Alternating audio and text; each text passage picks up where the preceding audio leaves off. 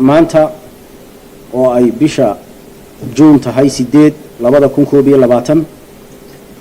waxaa xarunta guud ee xisbiga kulmiye ee caasimadda Hargeysa iskugu yimid musharaxiinta golaha wakiilada uga soo baxay xisbiga kulmiye dhammaan dalka Jamhuuriyadda Soomaaliland. kulankaasi waxaa goobjoog ka ahaa madaxweyne ku-xigeenka Jamhuuriyadda Soomaaliland mudane Cabdiraxmaan Cabdillaahi Ismaaciil Saylici, gudoomiye ku-xigeenka koobaad ee xisbiga kulmiye ahna wasiirka wasaaradda arrimaha gudaha Jamhuuriyadda Soomaaliland mudane Maxamed Kaahin Axmed, gudoomiye ku-xigeenka labaad ee xisbiga kulmiye mudane Axmed Cabdi Xuseen Axmed Cabdi Dheere, wasiirada xukuumadda madaxweyne Biixi, wasiir ku-xigeenno,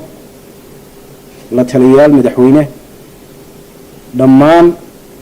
xukuumadda mas'uuliyiinteeda kala duwan iyo xisbiga kulmiye iyo musharaxiinta golaha wakiilada uga soo baxay xisbiga kulmiye dalka Jamhuuriyadda Soomaaliland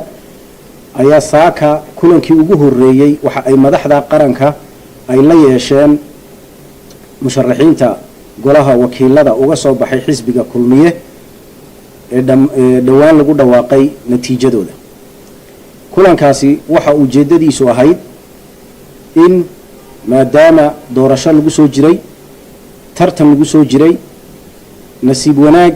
mudanayaasha golaha wakiilada uga soo baxay xisbiga kulmiye ay nasiib u yeeshaan inay noqdaan raggii soo gudbay ee Ilaahay fadligiisa waxa way guushii helay, in marka u horeysa loogu mahadnaqo looguna tahniyadeeyo guusha ay gaadheen ee qaranka Jamhuuriyadda Soomaaliland golihiisa wakiilada ugu soo baxeen iyo guusha weyn ee xisbiga kulmiye uu ka soo hooyay doorashooyinkii isku sidkanaa ee dalka Jamhuuriyadda Soomaaliland ka dhacay 31 bisha May.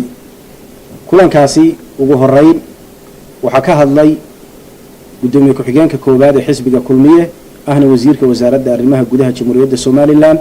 mudane Maxamed Kaahin Axmed, waxa uu xildhibaanada ugu tahniyadeeyay fariin uu ka siday madaxweynaha Jamhuuriyadda Soomaaliland ahna gudoomiyaha xisbiga kulmiye mudane Muuse Biixi Cabdi. salaantaasi ayaa ugu horeyn iyo tahniyada ayuu gaarsiiyay, kadibna waxa hadalka iskaga kala dambeeyay gudoomiye ku-xigeenka labaad ee xisbiga kulmiye, waxaana gabagabadii kulankaasi duco iyo dardaaran ku soo gabagabeeyay madaxweyne ku-xigeenka Jamhuuriyadda Soomaaliland mudane Cabdiraxmaan Cabdillaahi Ismaaciil Saylici. dhammaan waxa iyaguna halkaasi ka soo jeediyay oo xisbiga inay maanta sharaf weyn u tahay inay xisbiga kulmiye ka soo baxaan ka hadlay xubno ka mid ah musharaxiintii u soo baxay xisbiga kulmiye ee doorashadii golaha wakiilada ee dalka Jamhuuriyadda Soomaaliland dhawaan ka qabsoontay.